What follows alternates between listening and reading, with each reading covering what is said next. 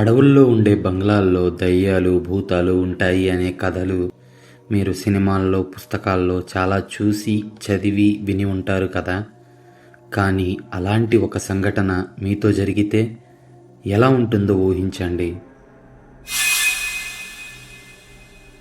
Hello everyone, మీరంతా బాగున్నారని ఆశిస్తున్నాను. రోజులాగే ఈరోజు కూడా మీకు ఒక కొత్త హారర్ స్టోరీ వినిపించబోతున్నాను. మీరు ఇప్పటి వరకు ఈ వీడియోని లైక్ చేయకపోతే ప్లీజ్ ఇప్పుడే లైక్ చేయండి. మీరు లైక్ చేయడం ద్వారా ఈ వీడియో మీ వంటి హారర్ స్టోరీ లవర్స్ మరికొంతమందికి సజెస్ట్ చేయబడుతుంది. అలాగే మీ లైఫ్లో ఏమైనా హారర్ ఇన్సిడెంట్స్ జరిగి ఉంటే డిస్క్రిప్షన్లో ఉన్న మన మెయిల్ ఐడికి వివరంగా రాసి పంపండి. మీ అనుభవాలను మన సబ్స్క్రైబర్స్తో పంచుకోవచ్చు. ఇక ఏమాత్రం ఆలస్యం చేయకుండా ఇవాల్టి హారర్ స్టోరీ స్టార్ట్ చేసేద్దాం. రేష్మ, సిద్ధార్థ్, రాధిక మరియు శ్రావణ్ అలాంటి ఒక చోటకి హాలిడేకి వెళ్ళారు. అక్కడ ఆ అడవిలోని బంగ్లాలో వాళ్ళు సరదాగా గడపొచ్చు అనుకున్నారు. ఎందుకంటే చాలామంది ఆ చీకటి బంగ్లా ఒక హాంటెడ్ ప్లేస్ అని వాళ్ళకి చాలా కథలు చెప్పారు. సాధారణంగా మనం అలాంటి జర్నీలో పాటలు పాడుకుంటూ, అంత్యాక్షరి ఆడుకుంటూ వెళ్తాం కదా. కానీ ఈ నలుగురు ఫ్రెండ్స్ మాత్రం దయ్యాలు, భూతాల గురించి మాట్లాడుకుంటూ వెళ్తున్నారు. వాళ్ళు బంగ్లా వైపు వెళ్తున్న కొద్దీ అడవి మరింత దట్టంగా మారుతుంది. అలాగే ఆ అడవిలో నుంచి వచ్చే సౌండ్స్ పెరుగుతున్నాయి. సరిగ్గా వాళ్ళు బంగ్లాకు చేరుకునేసరికి చీకటి పడింది. ఆ చీకటిలో ఆ బంగ్లా చూడడానికి ఎంత భయానకంగా ఉందంటే ఎవరైనా దానిని చూస్తే పక్కా హాంటెడ్ ప్లేస్ అనే అనుకుంటారు. ఈ నలుగురు వెళ్ళింది కూడా అలాంటి ఒక భయంకరమైన వాతావరణం కోసమే. ఆ బంగ్లాలో లెక్కకు కేవలం 5 గదులు మాత్రమే ఉన్నాయి. కానీ ఒక్కో గది సిటీలో ఉండే ఒక డబుల్ బెడ్రూమ్ ఫ్లాట్ అంతుంది. పాతకాలపు మంచాలు, డ్రెస్సింగ్ టేబుళ్ళు మరియు గదిలో ఉన్న పెద్ద పెద్ద పెయింటింగ్లు తమలో ఎన్నో రహస్యాలను దాచుకున్నట్టు వాళ్ళకు అనిపిస్తుంది. రాత్రి డిన్నర్ ముగిసిన తర్వాత నలుగురు ఫ్రెండ్స్ బయటే క్యాంప్ ఫైర్ వేసుకొని కూర్చున్నారు. అలా మాట్లాడుకుంటూ ఉండగానే టైం రాత్రి 11:30 అయింది. అప్పుడు రేష్మ, నాకు కొంచెం దాహంగా ఉంది, నేను లోపలికి వెళ్ళి మన కోసం నీళ్లు తెస్తాను అనింది. అప్పుడు సిద్ధార్థ్, లోపలేమైనా దయ్యం కనిపిస్తే మా తరపున కూడా నువ్వే హలో చెప్పే అని నవ్వాడు. అది విని నవ్వుకుంటూ లోపలికి వెళ్ళిన రేష్మ లోపలికి వెళ్ళి 15 నిమిషాలైంది. అయినా ఆమె తిరిగి రాకపోవడంతో సిద్ధార్థ్ ఆమె ఫోన్కు కాల్ చేశాడు. కానీ ఆ ఫోన్ తన పక్కనే మోగింది. అప్పుడు సిద్ధార్థకి అర్థమైంది రేష్మ తన ఫోన్ను అక్కడే మర్చిపోయి లోపలికి వెళ్ళింది అని. సిద్ధార్థ్ తను కూర్చున్న చోట నుండి లేవబోతుండగా రేష్మ లోపల నుండి దెయ్యం, దెయ్యం, ఇంట్లో ఎవరో ఉన్నారు అని కేకలు వేస్తూ బయటికి వచ్చింది. ఆమె ఆయాసపడుతూ గదిలో ఒక దయ్యాన్ని చూశానని సిద్ధార్థ్ వాళ్ళకి చెప్పింది. వెంటనే సిద్ధార్థ్, రాధిక మరియు శ్రావణ్ అది విని లేచి పరిగెత్తుకుంటూ రేష్మ చెప్పిన ఆ గది వైపుకి వెళ్ళారు.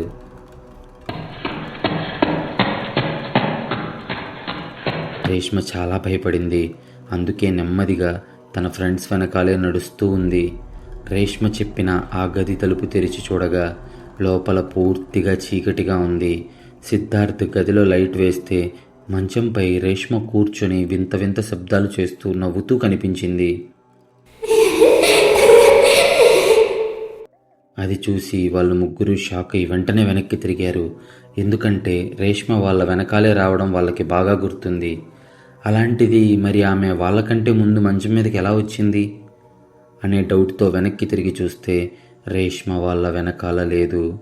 మంచంపై కూర్చున్న రేష్మ తన ముగ్గురు ఫ్రెండ్స్ ముఖాల్లో భయం చూసి గట్టిగా నవ్వుతూ, నేను 10 నిమిషాలు బయటకు రాకపోతే ఇది మీ అందరి పరిస్థితి, మీకెందుకు హాంటెడ్ ప్లేసుల్లో సరదాలు, మీ ముఖాలు చూసుకోండి ఒకసారి, ఏదో దయ్యాన్ని చూసి షాక్ అయినట్లున్నాయి అని నవ్వింది.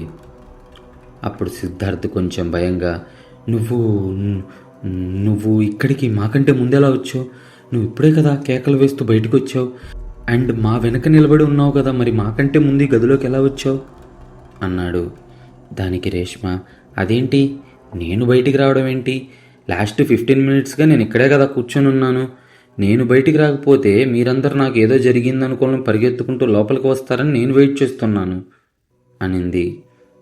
రేష్మ కాకుండా మిగిలిన ముగ్గురు ఫ్రెండ్స్ ఏ భయం కోసమైతే వాళ్ళు అక్కడికి వచ్చారో వాళ్ళు ఆ భయాన్ని ఫీల్ అయ్యారు. వాళ్ళు అలా నిలబడి రేష్మతో మాట్లాడుతుండగా వెనక నుండి, ఇదిగో నేను నీళ్లు తెచ్చాను, మిమ్మల్ని నేను కింద వెతుకుతుంటే మీరిక్కడేం చేస్తున్నారు అనింది రేష్మ. ఆ మాటలు విన్న ముగ్గురు వెనక్కి తిరిగి చూస్తే రేష్మ వాటర్ బాటిల్తో గది తలుపు దగ్గర నిలబడి ఉంది. అది చూసి షాక్ అయిన ఆ ముగ్గురు వెంటనే తిరిగి చూస్తే మంచం మీద రేష్మ లేదు. ఆ మంచమంతా ఖాళీగా ఉంది. నిజమేంటో అబద్ధమేంటో అసలు అక్కడ ఏం జరుగుతుందో వాళ్ళకి ఏమర్థం కాలేదు. సిద్ధార్థ్ ఈసారి రేష్మని ఒక ప్రశ్న అడిగాడు. ఎందుకంటే దానికి ఆన్సర్ కేవలం రేష్మ మాత్రమే చెప్పగలదు. అప్పుడు సిద్ధార్థ్, నువ్వే నిజమైన రేష్మ అయితే నా ఫేస్బుక్ పాస్వర్డ్ ఏమిటో చెప్పు అని అడిగాడు. దానికి రేష్మ నవ్వుతూ, వావ్, నేను సెట్ చేసిన పాస్వర్డ్ ఏంటో మళ్ళీ నన్నే అడుగుతున్నావా? సరే చెప్తాను విను. రేష్మ@సిద్ధార్థ్. ఓకేనా? ఇప్పుడు చెప్పండి అసలు ఏం జరిగిందో, ఎందుకు మీరంతా ఇంత షాక్లో ఉన్నారో అని అడిగింది రేష్మ. అదంతా విన్న సిద్ధార్థకి ఆమె రేష్మానే అని నమ్మకం కలిగింది. అప్పుడు అతను రేష్మకు జరిగిందంతా చెప్పాడు. అదంతా విన్న రేష్మ ఉత్సాహంగా, సరే అయితే మరి పదండి వెతుకుదాం ఈ బంగ్లాలో ఆ దయ్యం ఎక్కడుందో అని నవ్వుతూ అంది. వాళ్ళు ఆ గది నుండి బయటికి వచ్చి పక్క గదిలోకి వెళ్ళారు. ఆ గది కూడా వాళ్ళ గదిలాగే చాలా పెద్దగా ఉంది. కానీ వింతైన విషయం ఏంటంటే ఆ గదిలో ఒక చెక్క పెట్టె తప్ప మరేం లేదు. కేవలం ఒక పాతకాలపు చెక్క పెట్టె మాత్రమే ఉంది. అంత పెద్ద ఖాళీ గదిలో వారికి ఒక సౌండ్ వినిపిస్తుంది.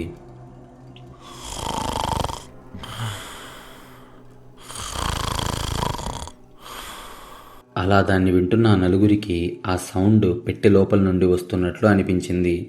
అలా వాళ్ళు ఆ పెట్టె దగ్గరికి వెళ్తున్న కొద్దీ ఆ సౌండ్ నెమ్మదిగా పెరుగుతుంది. అప్పుడు సిద్ధార్థ్, మీరందరూ ఎందుకు ఇలా భయపడుతున్నారు? లోపల ఏదో జంతువు ఉంటుంది, నేను ఇప్పుడే తెరిచి చూస్తాను ఉండండి అన్నాడు. తన ఫ్రెండ్స్ వద్దని చెప్తున్నప్పటికీ సిద్ధార్థ్ ఆ పెట్టెని తెరిచాడు. ఇప్పుడు ఆ సౌండ్ అంతకు ముందు కంటే చాలా క్లియర్గా వినిపిస్తుంది. అసలు ఆ సౌండ్ ఏంటో తెలుసుకోవడానికి ఆ చీకటిలో సిద్ధార్థ్ తన మొబైల్ టార్చ్ వేసి పెట్టె లోపలికి తొంగి చూస్తే పెట్టె ఖాళీగా ఉంది. ఖాళీ పెట్టె నుండి అలాంటి సౌండ్ ఎలా వస్తుంది అని ఆలోచిస్తూ సిద్ధార్థ్ తన చెయ్యి లోపల పెట్టగానే అతని చెయ్యి పట్టుకొని ఎవరో గట్టిగా లోపలికి లాగారు. వెంటనే అలర్ట్ అయిన సిద్ధార్థ్ పెద్దగా కేకలు వేసి ఒక్కసారిగా తన చెయ్యి విడిపించుకొని వెనక్కి వచ్చాడు. 2 సెకండ్లలో అతనికి ఊపిరాగినంత పనైంది. సిద్ధార్థ్ చెప్పింది విన్న రేష్మ ఆ పెట్టె ముందు నిలబడి సిద్ధార్థ్ వద్దని చెప్తున్నప్పటికీ తన చేయి పెట్టె లోపలికి పెట్టి గట్టిగా కేకలు వేసింది.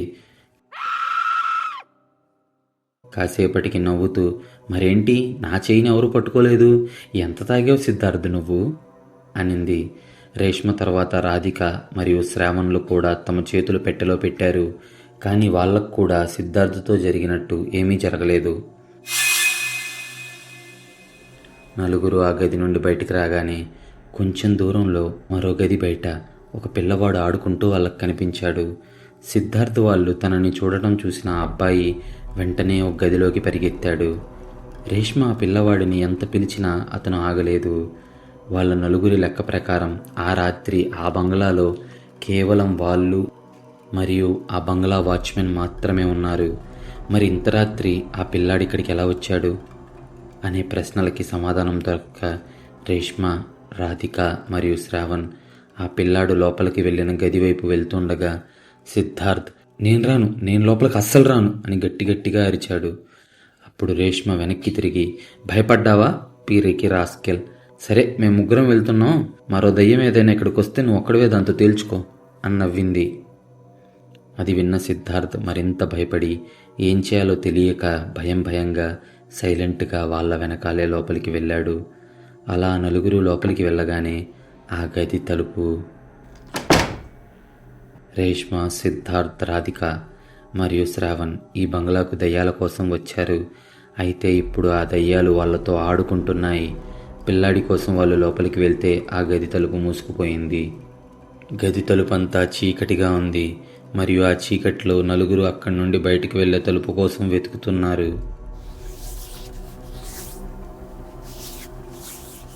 గది అంతా గోడలపై చేతులతో తాగుతూ తలుపు కోసం వెతుకుతున్నారు. కానీ ఎంత వెతికినా వాళ్ళ గోడలు మాత్రమే తగులుతున్నాయి. ఏ తలుపు కనిపించట్లేదు. ఇంతలో వాళ్ళకి ఒక పిల్లవాడు నవ్వే సౌండ్ వినిపించింది. గదిలో ఉన్న నలుగురు ఎక్కడున్నారో అక్కడే ఆగిపోయారు. నలుగురి ఊపిరి గొంతులోనే ఆగిపోయింది. ఇప్పుడు ఆ గదిలోని వాతావరణం ఎంత సైలెంట్గా ఉందంటే వాళ్ళు తీసుకునే శ్వాస మరియు వాళ్ళ గుండె చప్పుడు కూడా ఒకరిది ఒకరికి క్లియర్గా వినిపిస్తుంది. నెమ్మదిగా ధైర్యం తెచ్చుకొని నలుగురు తాము నిలబడిన చోటు నుండి కొంచెం కదిలారో లేదో మరొక సౌండ్ వినిపించింది. అప్పుడు శ్రావణ్ తన మొబైల్ టార్చ్ వేసి గది అంతా తిప్పితే ఒక మూలలో ఒక బొమ్మ ఉంది. దాని నుండి ఆ సౌండ్ వస్తుంది. శ్రావణ్ ఆ బొమ్మ వైపుకు నడుస్తూ ఉండగా సిద్ధార్థ్ వెనక నుండి, శ్రావణ్, ఆ బొమ్మను తాకకరా, అది తప్పకుండా ఏదో కుట్రరా, దాని దగ్గరికి వెళ్ళకరా, అదేదో చూస్తే దయ్యం బొమ్మలా ఉందిరా అన్నాడు. సిద్ధార్థ్ మాటలను పట్టించుకోకుండా శ్రావణ్ ముందుకు వెళ్ళి ఆ బొమ్మను ఎత్తి దాని కీ తీసేశాడు. అప్పుడు ఆ బొమ్మ నుంచి వస్తున్న సౌండ్ ఆగిపోయింది. అంతేకాదు ఆ గదిలో వినిపిస్తున్న పిల్లవాడి నవ్వు సౌండ్ కూడా ఆగిపోయింది. అయితే ఇప్పుడు ఆ గదిలో ఒకే సౌండ్ వినిపిస్తుంది. అది ఒక పిల్లవాడు ఏడుస్తున్న శబ్దం. శ్రావణ్ మళ్ళీ ఆ బొమ్మ కీ పెట్టి దానిని తిప్పాడు.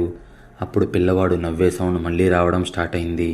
దాంతోపాటు ఇప్పుడు వాళ్ళకి మరొక సౌండ్ కూడా వినిపించింది.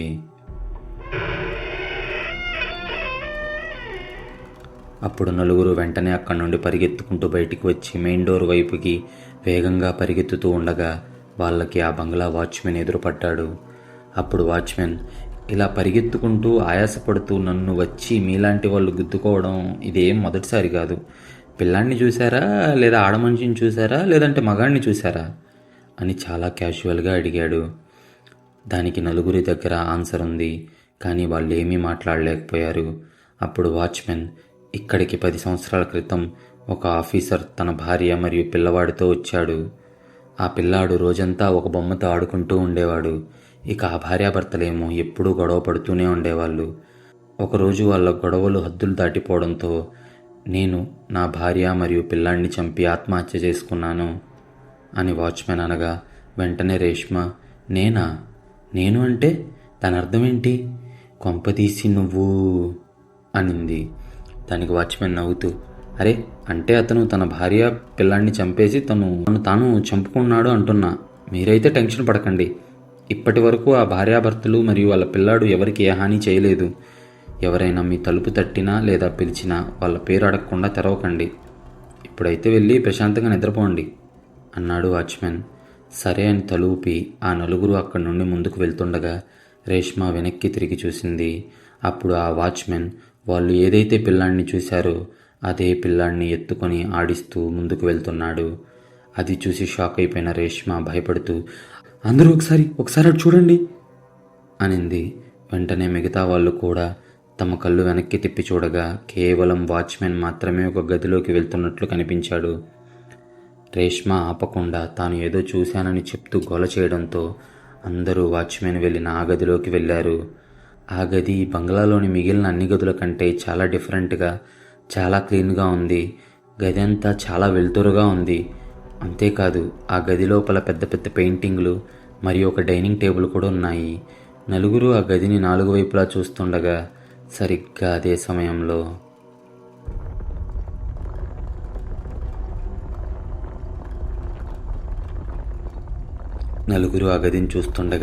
సడన్గా భూకంపం వచ్చినట్లు సౌండ్ వచ్చింది. భయంతో నలుగురు అదే డైనింగ్ టేబుల్ కింద పడుకున్నారు. నేలని చూస్తున్న వాళ్ళ కళ్ళకి గదిలోని వస్తువులన్నీ కింద పడటం కనిపించింది. గోడలపై ఉన్న పెయింటింగ్స్ కూడా కింద పడుతున్నాయి. అయితే గది అంతా ఒక మగవాడు, ఒక ఆడమనిషి మరియు ఒక పిల్లాడు కేకలు వేస్తున్న సౌండ్స్ వినిపించాయి. ఆ కేకలు 5-6 సెకండ్ల తర్వాత చాలా తీవ్రంగా మారాయి. అంతా వాళ్ళ పక్కనే జరుగుతున్నట్లు ఆ నలుగురికి అనిపిస్తూ ఉంది. కాసేపటికి భూకంపం ఆగిపోయింది అని నలుగురు పైకి లేచి చూస్తే అది అసలు వాళ్ళు ఎంటర్ అయిన గదే కాదు. ఆ గది అంతా చాలా బూజు పట్టిపోయింది. అసలు ఆ గది గదిలా లేదు. పాత మరియు విరిగిపోయిన ఫర్నిచర్తో నిండిపోయింది. అంతేకాదు ఏదో తెలియని కుళ్ళిన వాసన ఆ గదిని మరింత భయంకరంగా మార్చేసింది. ఇదంతా చూసిన ఆ నలుగురు పరిస్థితి ఎంత దారుణంగా ఉందంటే చలికాలంలో కూడా వాళ్ళకి ఆగకుండా చెమటలు కారుతున్నాయి. ఒక్క క్షణం కూడా ఆలోచించకుండానే ఆ నలుగురు వెంటనే బంగ్లా బయటికి పరిగెత్తారు. గదిలో బ్యాగులు వగైరా అన్నీ అక్కడే వదిలేసి వాళ్ళు తమ ప్రాణాలు కాపాడుకునే ప్రయత్నంలో మాత్రమే ఉన్నారు. అలా వాళ్ళు మెయిన్ డోర్ వైపుకు పరిగెత్తుతూ వెళ్తుండగా చీకట్లో సిద్ధార్థ్ కాళ్ళకి ఏదో తగిలి అతని కింద పడిపోయాడు. అదేంటా అని అతను టార్చ్ లైట్ వేసి చూడగా తన కాళ్ళకి అడ్డం పడింది రేష్మా శవం. కానీ అప్పుడే రేష్మ కూడా పరిగెత్తుకుంటూ అక్కడికి వచ్చి తన డెడ్ బాడీని చూసి సిద్ధార్థతో, ఇదంతా నమ్మకు, ఇదంతా అబద్ధం, వెంటనే ఇక్కడి నుండి పరిగెత్తండి అనింది.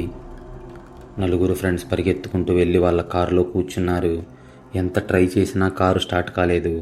సరిగ్గా అప్పుడే డ్రైవింగ్ సీట్లో ఉన్న సిద్ధార్థ్ తన ఎదురుగా ఉండే అద్దంలో చూస్తే రేష్మ వాళ్ళ కారు వెనకాల పరిగెత్తుకుంటూ, అరే నన్ను ఈ దయ్యాల మధ్య వదిలి ఎక్కడికి వెళ్ళిపోతున్నారు అని అరుస్తూ వాళ్ళ కారు దగ్గరకు వస్తుంది. అదంతా చూసిన సిద్ధార్థకు దేన్ని నమ్మాలో అర్థం కాలేదు. ఎందుకంటే కారులో అతని పక్కనే కూర్చున్న రేష్మ కారును తొందరగా స్టార్ట్ చేసి ఇక్కడి నుండి పారిపోదామని చెప్తుంది. అప్పుడే సిద్ధార్థ పక్కకి తిరిగి, రేష్మ నా ఫేస్బుక్ పాస్వర్డ్ ఏంటి అని అడిగాడు. అయితే రేష్మ ఈసారి ఏమీ మాట్లాడలేదు. సిద్ధార్థ మళ్ళీ, నా ఫేస్బుక్ పాస్వర్డ్ ఏంటి అని గట్టిగా కేకలు వేయగా, నాకెలా తెలుస్తుంది నీ ఫేస్బుక్ పాస్వర్డ్ అనింది కారులో తన పక్కన కూర్చుని ఉన్న రేష్మ. కారులో తన పక్కన రేష్మ అలా కూర్చుని ఉన్న రూపం చెప్పిన సమాధానం విన్న ఆ ముగ్గురు వెంటనే కారు నుండి దిగి బయట నిలబడి ఉన్న రేష్మ దగ్గరకు వెళ్ళారు. అప్పుడు సిద్ధార్థ, నువ్వు చెప్పు, నా ఫేస్బుక్ పాస్వర్డ్ ఏంటి అని అడిగాడు. అప్పుడు రేష్మ కంగారుగా, ఇక్కడ ప్రాణాలు పోయే పరిస్థితి ఉంటే నీకేమో నీ ఫేస్బుక్ పాస్వర్డ్ కావాలా అని కోపంగా అడిగింది. దానికి సిద్ధార్థ్, నువ్వు మాటలు మార్చకు, నా ఫేస్బుక్ పాస్వర్డ్ ఏంటో చెప్పు అని కోపంగా అడగ్గా, సరే సరే చెప్తాను, రేష్మ @సిద్ధార్థ్ అని రేష్మ ఇచ్చిన సమాధానం విని వారికి ఆమె నిజమైన రేష్మ అని నమ్మకం కలిగింది. వాళ్ళు గబగబా కారు దగ్గరికి వెళ్ళి చూడగా అంతకుముందు కారులో కూర్చొని ఉన్న రేష్మ ఇప్పుడు కారులో లేదు. సిద్ధార్థ్ వెంటనే కారు స్టార్ట్ చేశాడు. ఈసారి అతని కారు ఇంటికి చేరుకునేదాకా ఆగలేదు. వాళ్ళ జీవితంలో చాలా విషయాలు నెమ్మదిగా మారాయి. కానీ సిద్ధార్థ్కు మాత్రం రేష్మను ప్రతి చిన్న విషయానికి తన ఫేస్బుక్ పాస్వర్డ్ అడిగే అలవాటు మాత్రం మారలేదు. మీకు ఈ హారర్ స్టోరీ ఎలా అనిపించిందో కామెంట్ చేయండి. ఇప్పటిదాకా ఈ వీడియోని లైక్ చేయకపోతే ప్లీజ్ లైక్ చేయండి. ఇలాంటి హారర్ స్టోరీస్ రోజు వినడానికి ఇప్పుడే మన ఛానల్ను సబ్స్క్రైబ్ చేయండి. Thank you.